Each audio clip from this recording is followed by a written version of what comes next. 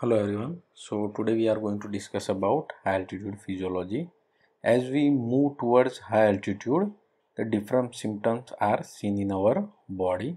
So if we talk about different altitude, if we ascend up to 10,000 feet, then it is considered safe zone for ascending, as over here hemoglobin percentage saturation is still more than 90%.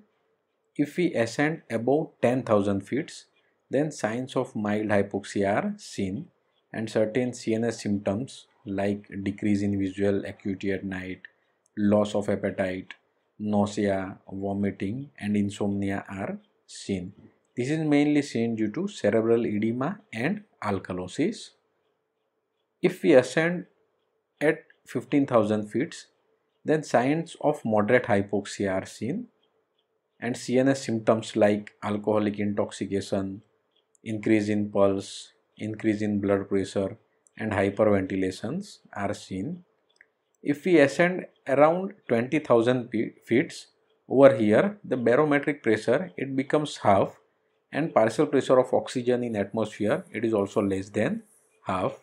So over here if we talk about symptoms developed in our body, then signs of severe hypoxia they are seen and unconsciousness occurs over here without oxygen, and this can be a highest level of permanent inhabitants.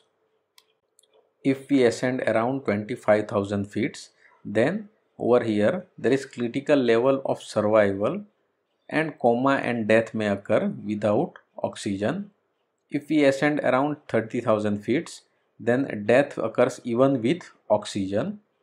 And if we ascend around 60,000 feet, then over here body fluid it boils, alveolar partial pressure of oxygen it becomes negative, so oxygen diffuses from blood to alveoli in form of bubbles. Now if we talk about clinical syndromes caused by high altitudes, they can be divided into mainly three types. First, high altitude pulmonary edema, second acute mountain sickness, and third chronic mountain sickness. So let's start with first syndrome, that is high altitude pulmonary edema. So it develops in those persons who are engaged in heavy physical work during first 3 to 4 days after rapid ascent to high altitude. So if we talk about mechanism of development of pulmonary edema, is that because of high physical activity there is increased sympathetic stimulation, and this sympathetic stimulation it will lead to vasoconstriction in pulmonary vasculature, and because of this vasoconstriction there is increase in pulmonary capillary hydrostatic pressure, and that will lead to pulmonary edema. Now this pulmonary edema due to high altitude it simply responds to rest as well as oxygen therapy because it improves hypoxia, and it also responds to calcium channel blockers as they lowers the pulmonary arterial pressure. Next is acute mountain sickness. It simply refers to a symptom complex which occurs in an individual who usually is residing at sea level and ascends to a high altitude over a period of just within 1 to 2 days for the first times. Over here, the symptom develops 8 to 24 hours after arrival at high altitude, and they usually last for 4 to 8 days. Now, if you talk about clinical features over here, then the person suffers from headache, nausea, vomiting, irritability, insomnia, and breathlessness.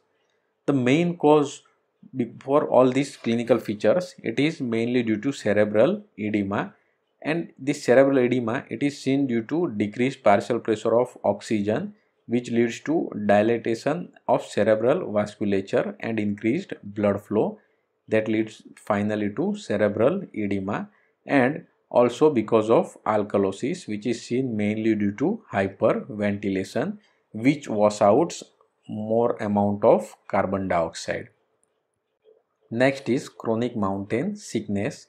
It occurs in some long-term residents of high altitude who usually develops extreme polycythemia, cyanosis, malaise, fatigue and exercise intolerance. So this individual they must be removed to a lower altitude to prevent fatal pulmonary edema. Mainly this chronic mountain sickness, it is seen in response to chronic hypoxia. So in order to compensate that, there is increase in level of RBC. Then there is also cyanosis is seen. Malaise and fatigue is seen usually due to hypoxia. Exercise intolerance, it is also seen due to hypoxia. Now if we talk about certain other effects of high altitude, then first effect is seen due to expansion of gases. Now according to Boyle's law of pressure, pressure is inversely proportional to volume. At high altitude pressure decreases, so that is going to lead to increase in volume. So the features that are seen due to expansion of gases is first in GIT, there is painful distension of viscera, and this pain it can be decreased by supporting the abdomen with a belt or evacuation of gases. In the lungs, this expansion it can destroy the alveoli. In paranasal sinus, this expansion of gases it can cause pain as well as tissue damage. Next is due to effect of fall in temperature, there may be frostbite as well as slowing of all the physiological processes may be seen, and in case of severe condition there may be loss of consciousness. There is also effect is seen due to ultraviolet light rays.